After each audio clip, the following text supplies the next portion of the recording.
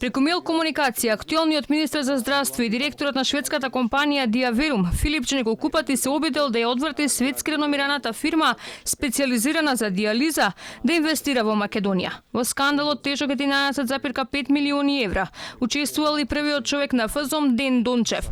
И двајцата заработија кривична пријава за злоупотреба на својата положба и овластување од скопјанката Вера Иванова, како прв човек на фирмата Метрополитен, која се јавува како фирма мајка на оштетената Диамет, бидејќи ја довеле во заблуда странската компанија дека македонската фирма со која треба да соработуваат е под кривична истрага. Според правниот застапник на Иванова, функционерите не се воделе од државните интереси, туку од намерата да стекнат лична и имотна корист. Во кривичната пријава се тврди дека со користејќи службената комуникација, сегашниот министер за здравство се обидел преку мејл комуникација да ги одврати, кажувајќи дека се води истрага или дека има сомнителни работи во Диамет. За волја на вистината истрага во тој миг не се водеше.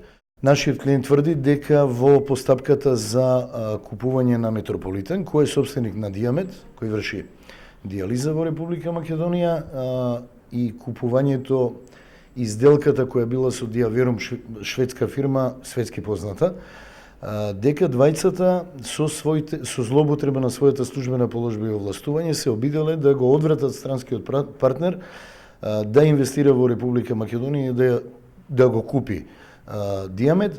Но не само кон Иванова, сериозно е оштетен и државниот буџет, реагираат адвокатите. Според Давидовик, во обвинителството се доставени цврсти докази за сериозен скандал која тресе владата на Заев.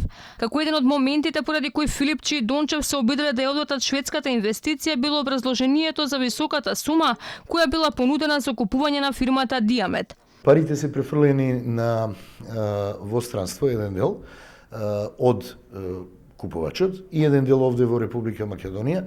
Двете трансакции се пријавени во Република Македонија на Управата за јавни приходи за одначување.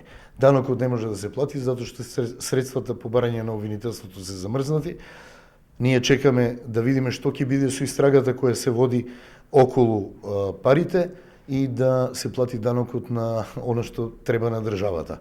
Подносителот на кривичната пријава категорично тврди дека тоа не било точно и обвинува дека Дончев, странските инвеститори ги опоменал дека кои ја купат фирмата Метрополитен, ќе имаат проблем со наплатата на услугите за дијализа.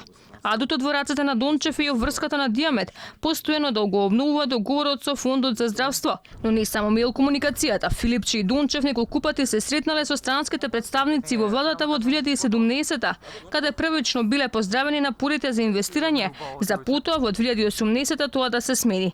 Аферата во која директни актери се наведуваат Филипче и Дончев ја обелодени и новинарот Бранко Героски.